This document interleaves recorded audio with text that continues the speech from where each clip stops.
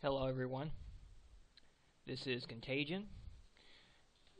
In Dead Frontier 1 I was known as Abyss, and I wanted to make a video about prestige and how to do it as fast as possible, and I also wanted to do a short review of the game, and I wanted to address some of the criticisms that have been made towards the game recently. I know there's been some negative reviews on YouTube. There's been some negative reviews on Steam. There's been some negative feedback on Discord. But I wanted to give my impression of this game and my thoughts on that. But as you can see here, I am 20 plus 4. My goal was to get to level 5 prestige by Halloween. I've achieved that goal. Today is the 29th. I should be at 20 plus 5 probably by the 2nd or 3rd of November. And I wanted to show you guys how to get to prestige as quickly as possible. It took me a few weeks to get there. I'd say about 3 or 4. Most of this month, I spent most of this month working on it. And when I initially heard about the concept of prestige, I really didn't care for the idea. I wasn't thrilled about the idea of having to start from the beginning of the game. You know, to go back to level 1 to lose all your items and have to start from scratch.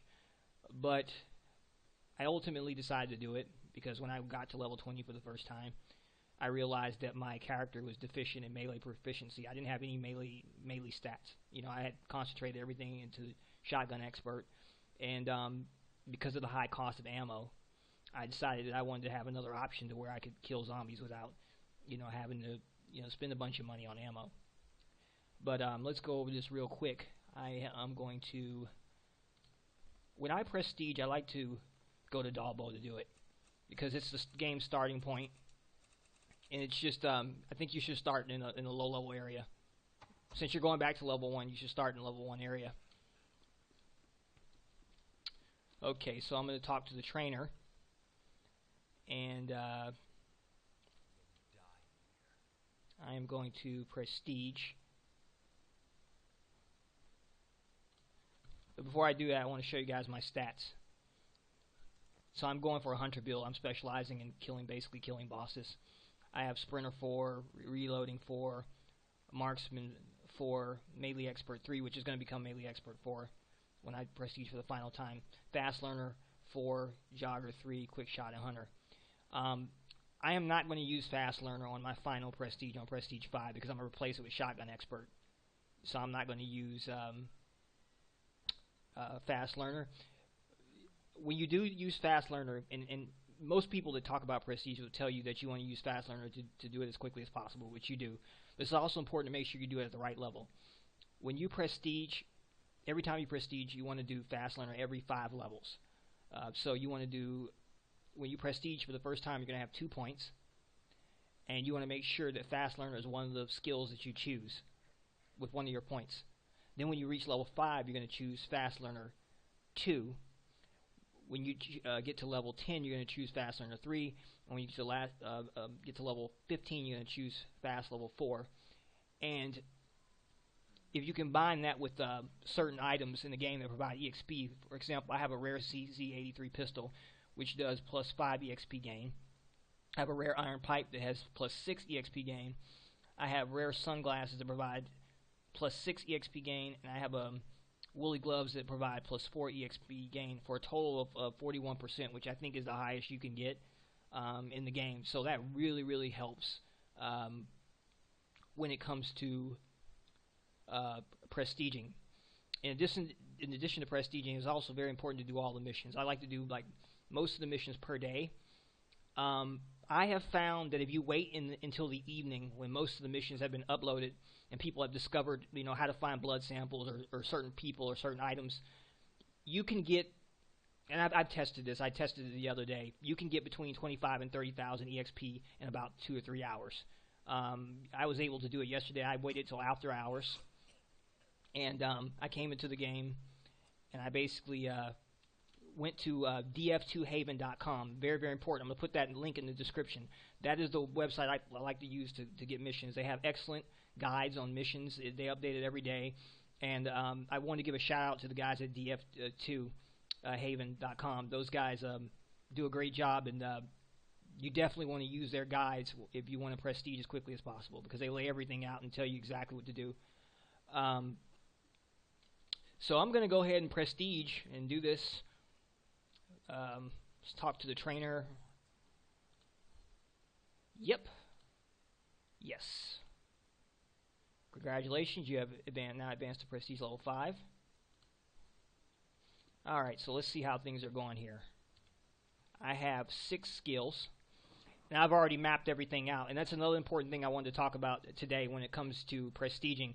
When you prestige, you need to have a plan. You need to know exactly what you're going to do. You know, don't just randomly prestige. Like know what your proficiency are. Know the areas that you want to focus on. Like for me, my main reason for prestiging was to focus on melee attacks. I wanted to have a backup plan, you know, an alternative to using bullets against zombies, and I wanted to max out my melee proficiency. So that was my main reason for doing it. So here we have 6 skills. Once you reach prestige level 5, you're going to have 6 skills to start with. I am going to choose Sprinter.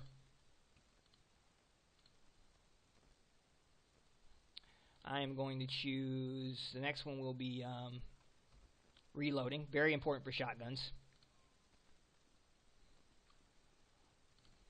I am going to choose Marksman.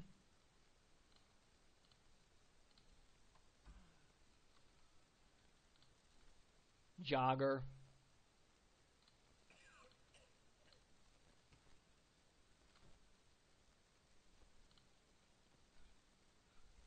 Shotgun Expert. And let's see, 1, 2, 3, 4, 5. What was the yellow one I was going to choose? Let me think for a moment here. Sprinter, Reloading, Marksman, Jogger, Shotgun Expert. Those are the main areas I want to focus on. I'm just thinking of what I want to choose for the 5th and final prestige skill point. What do I want to choose? Melee Expert, right. That was the main one I wanted to choose. Took me a moment to think about that. And there you have it. And that's basically what I'm going to choose. I'm going to get most of these to level 4, with the exception of Marksman, because I'm going to use Quick Shot. One of the things I don't like about Prestige is when you get to levels 2 and 3, he makes you choose completely different stats. Like, you can't stack on the ones that you already have. But I already know what I'm going to choose. I'm going to choose Hunter and Quick Shot. Because again, as I said, I'm specializing in defeating bosses. So it's going to give you extra damage against them. And then Quick Shot will help me with my aim speed. It'll help me aim faster. Yeah, that's just my guide for prestiging. And I also wanted to talk about, the reasons why you should prestige. Why should you prestige on this game? Why is the prestiging important? There are a number of reasons why I think you should prestige. First off, there's the knowledge that you reach the highest level of the game. In old school game, it was all about reaching the highest score, or having the highest score. So when you prestige to 20 plus 5, you're going to reach the highest level in the game.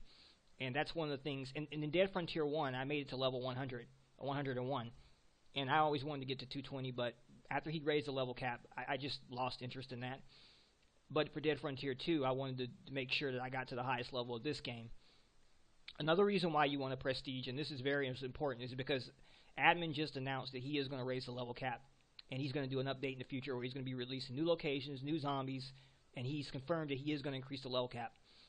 Now, I've watched Zero Life's video where he said that, he's kind of waiting around for the updates.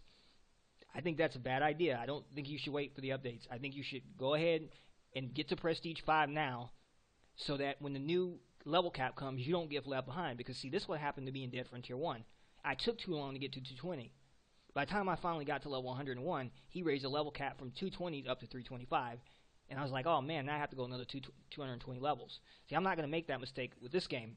I'm going to make sure that this time, by the time that he does a level cap, I'm going to make sure that I'm already at 20 plus 5 so I can start at that baseline. And that's basically the advantage you're going to get by prestiging. You're going to max out your skills. You're going to be stronger than players who don't get the Prestige 5. And you're going to have just an overall advantage in the game. You're going to have more skills. Those extra 5 skills really, really help. They help a lot. Yeah, I didn't want to And now that I've gotten all that out of the way, I wanted to address the negative feedback that this game has been getting over the last few weeks. A lot of people are becoming impatient with this game. They want admin to release updates and release new content, as quickly as possible. But what they don't understand is that it takes time for him to do that. And I've watched this game over the last month, and he's doing everything the right way. Instead of coming out with new content, he's actually focused on improving the existing game to fix bugs, to fix issues. He changed the marketplace. He updated that. He made updates to the melee system. Over the last 2 months, he's focused on improvements to the existing game, which makes perfect sense from a development standpoint. You don't want to, release new content when you still have existing issues in the game that need to be resolved. And the game is only 2 months old, so it's important for everybody to be patient and just wait. And Dead Frontier is a great game. I really, really like Dead Frontier. I'm a big fan of the series. I do have my issues with the game. I don't like the fact that there's not a storyline or a plot that's integrated into the gameplay. That's a big weakness of this game and many other online games. They have a backstory, but it's not really integrated into the gameplay. I really, really like to see that. If he does that with the game, I think that this game will become full circle, and it would be an amazing product if he does that. Even if he doesn't do that, it's still a great game to play. I financially supported Dead Frontier 1. I'm going to support this game. And I think that this is something that, just be patient, guys, man. Great things are coming for Dead Frontier. Another thing I wanted to give you an example of is you look at this outfit that I'm wearing. This was something that you had to reach level 101 in Dead Frontier 1 to get this outfit. If you didn't get to level 100, you didn't get it. So that was just a way of the developer saying thank you to the community, and I appreciate him, doing that. But no game is perfect. And then I hear a lot of people say, well, this game is repetitive. Well, it's designed to be repetitive. Dead Frontier has always been a grinding game. This game has always been about grinding. If you don't like grinding, this is not really the game for you. I would suggest playing something else if you don't like grinding, because Dead Frontier is all about grinding. And grinding by its very nature is repetitive. But there's nothing wrong with repetition in the game, so long as the things that you're doing is fun. Like, I have fun going into buildings and killing zombies over and over and over again. I have fun going in fighting bosses and killing them over and over. That doesn't bother me. I have fun with this game. I don't really understand when people say, this game is repetitive. It's no more repetitive than Pac-Man.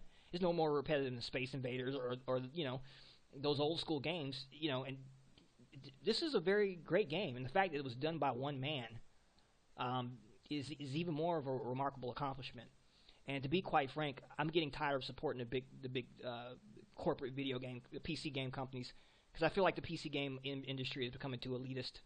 And the games, the mainstream games, the AAA titles are becoming too Hollywood. They're becoming too. There's something about this game that's old school. There's something about Dead Frontier that it takes you back to your childhood. Those old games we used to play growing up. But that's all I wanted to say.